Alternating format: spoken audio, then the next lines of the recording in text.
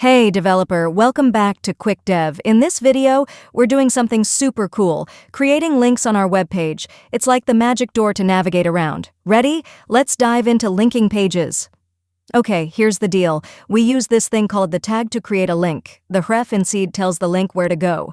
In our case, it's saying go to page 2 by linking to page2.html.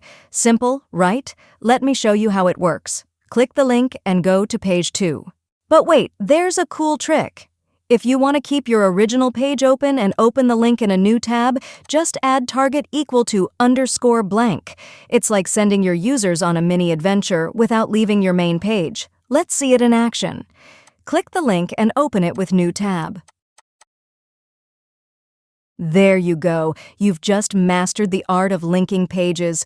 If you enjoyed this, drop a thumbs up, subscribe for more web adventures, and hit that bell. Next time, we're unraveling more web mysteries. Keep coding, keep creating, and I'll catch you in the next one.